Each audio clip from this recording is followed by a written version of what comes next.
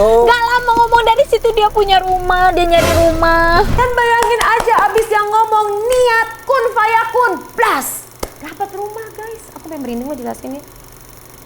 Itulah kehebatannya Allah, itulah kehebatannya Tuhan. Pada saat kamu fokus, kamu niat baik, menikah itu kan ibadah. Pada saat kamu niat baik, dimudahkan segala urusannya, dapat rumah. Ya beli rumah gak main-main loh.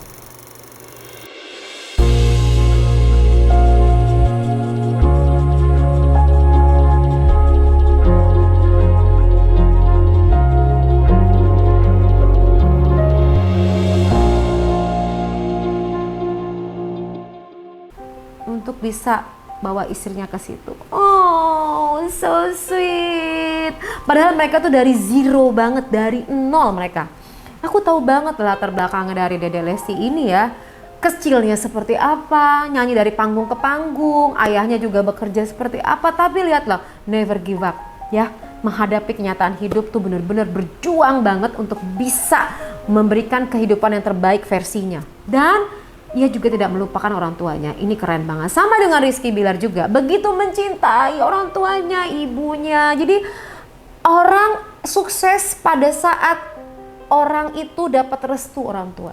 Gak bakalan guys kamu sukses kalau kamu masalah sama orang tua kamu. Apalagi sama ibu kamu. Itu doa-doa ibu itu. Aduh Masya Allah. Nih yang nonton ini ya, benar-benar ya, kamu nih gak boleh punya masalah sama orang tua kamu supaya jodoh kamu lancar gitu. Nanti habis nonton ini langsung cium tangan ibu kamu tuh, banyak ngelawan kan selama ini kan, sama ayah kamu juga banyak ngelawan. Jangan, supaya lancar semuanya, doa-doa mereka tuh langsung ke langit itu guys. Hitungannya nggak sampai sebulan lah. Masya Allah. Itu Masya Allah, nggak sampai sebulan langsung punya rumah. Begitu ia mengeluarkan sebuah statement, saya mau melamar kamu, saya serius sama kamu. Langsung semua rezeki dari pintu langit, dari semuanya ngalir terus hingga ke beli rumah idaman. Kamu tahu kan rumah idamannya, dan mereka tuh bisa punya rumah yang bagus banget. Luar biasa. Allah ijabahnya. Masya Allah. Ih. Ya Allah. Sampai si Mas Ivan ngomong Masya Allah, Masya Allah. Iya aku juga ngeliatnya juga gitu. Itulah kehebatannya ya. Padahal itu teh kita obrolannya masih yang ini serius apa bercanda nih. Pada saat kamu niatkan, berarti sekarang gini, kamu mau mencapai target kamu dimulai dari yang namanya sebuah niat. Niatnya apa? Kamu bina hubungan. Niatnya. Jangan pacaran cuma jalan-jalan doang, tapi kamu nggak tahu tujuannya apa. Tanyain sama cowok kamu, niatnya apa, mau nikah?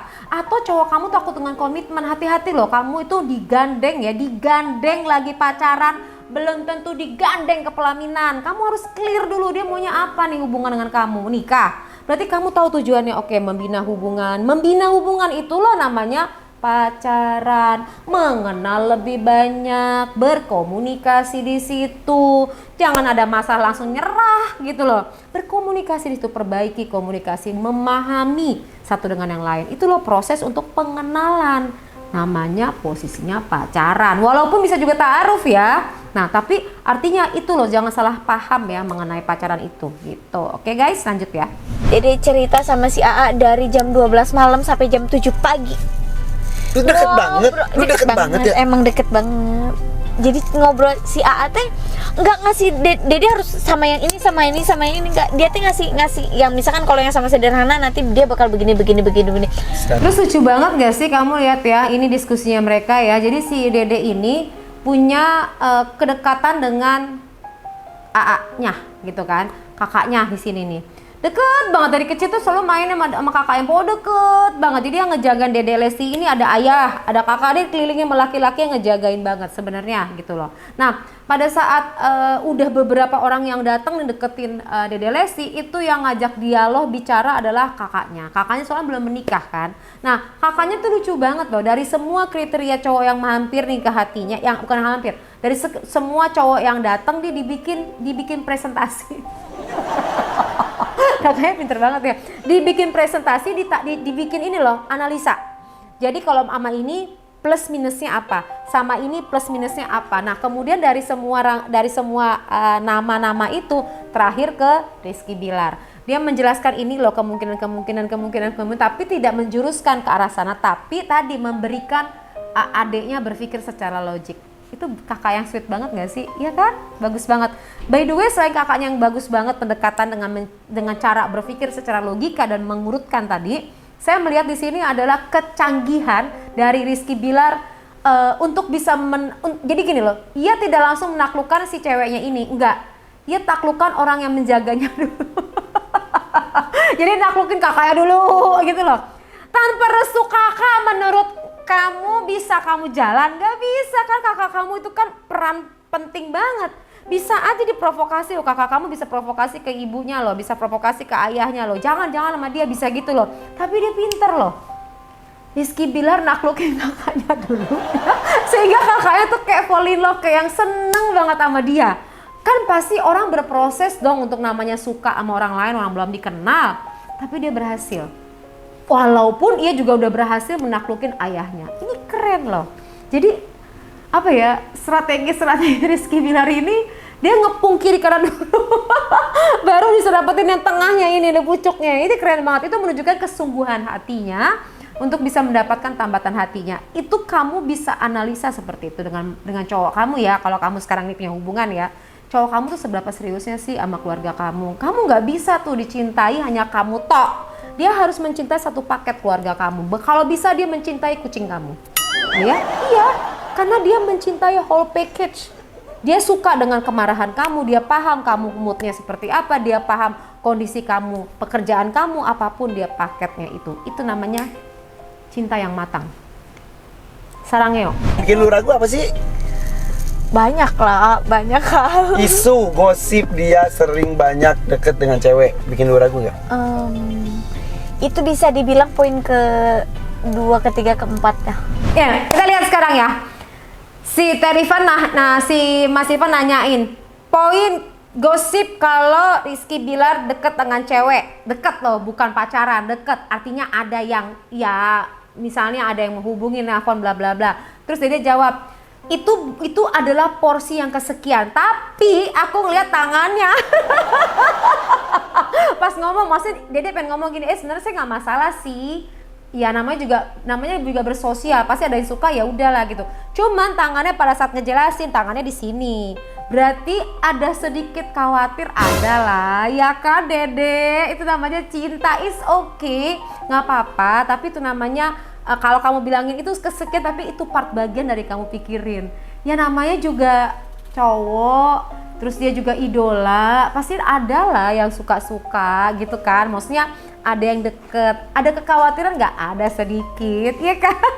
Tapi kalau kamu nggak khawatir, nggak itu berarti kamu juga nggak cinta. Tapi it's okay, jadi nggak apa-apa. Tapi lucu aja sih tangannya diginiin. Kamu lihat aja deh sendiri deh, kalau nggak percaya ucapanku tuh, lihat tuh. Di 14:28 kamu freeze-in aja, bener nggak Dede ngomongnya begini? Jadi begini tapi ditutupin, berarti ada sedikit gitu lah guys, oke? Ya. Beda suku? Enggak sih, enggak masalah. Beda lingkungan pekerjaan?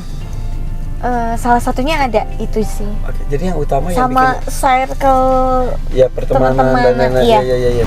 Nah, pada saat beda lingkungan pekerjaan ditanyain, salah satunya itu. Kenapa? Jadi part bagian dari rangkaian yang harus dipertimbangkan perbedaan-perbedaan tadi, salah satu bagiannya adalah itu yang lebih utama ketimbang cewek-cewek tadi gitu. Kenapa saya bisa ngomong kayak gitu?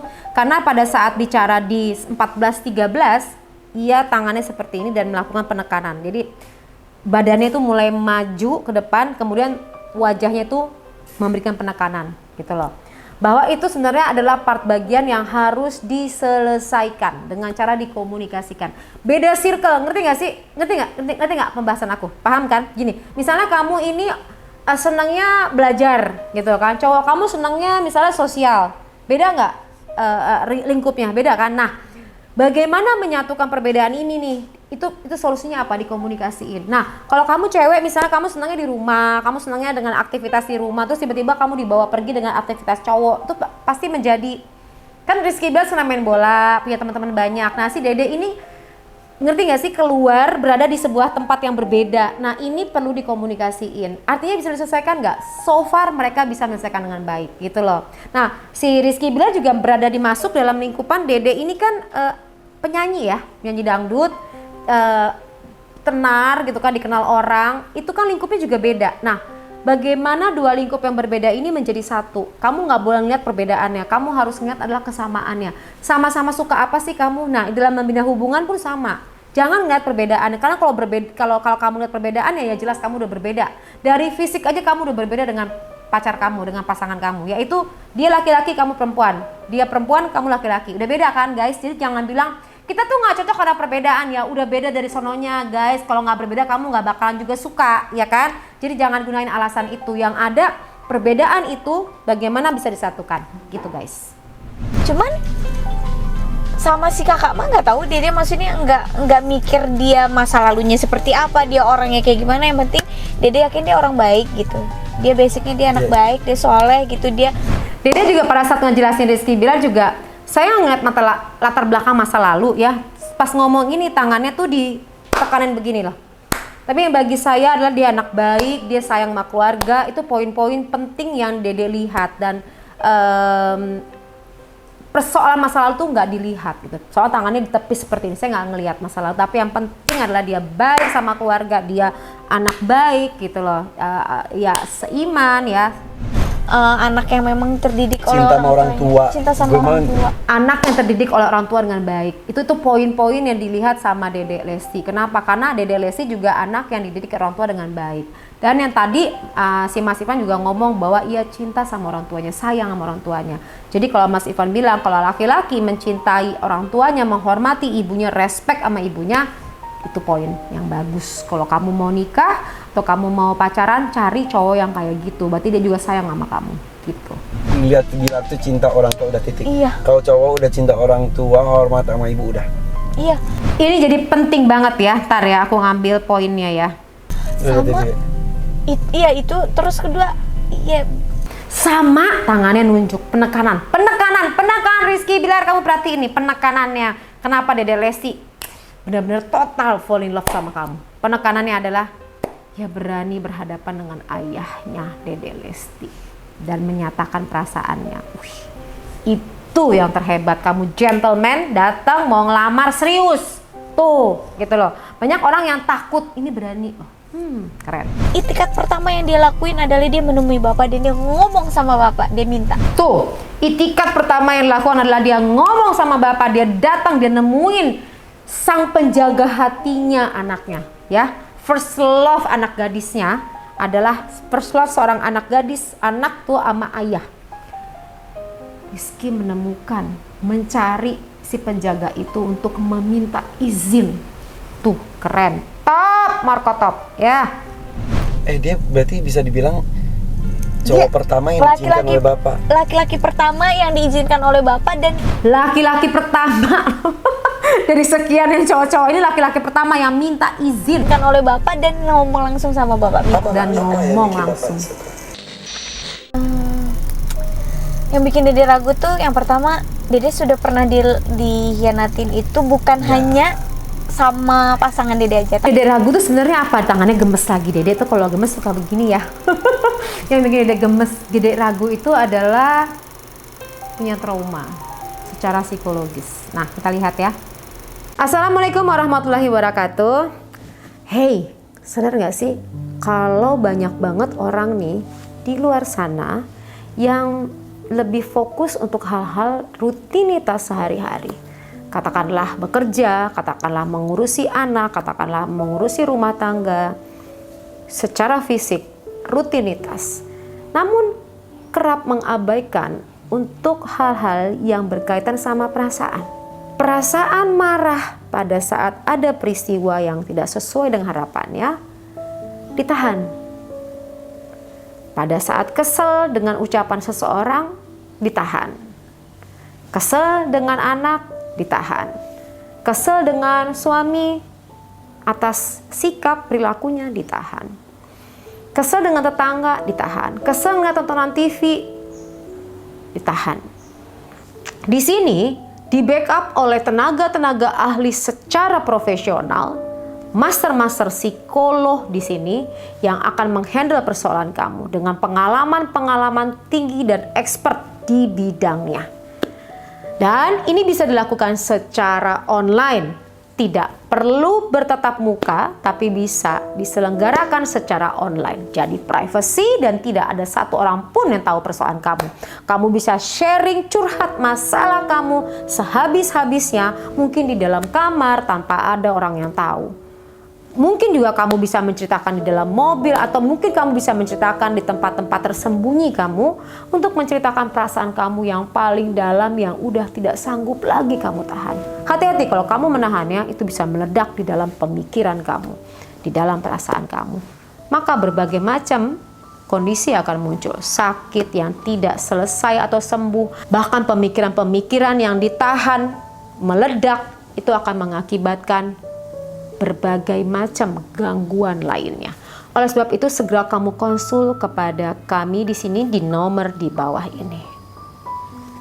Saya dan teman-teman saya, kami siap membantu kamu, selalu ada untuk kamu. Jadi kamu tidak sendiri. Kami ada.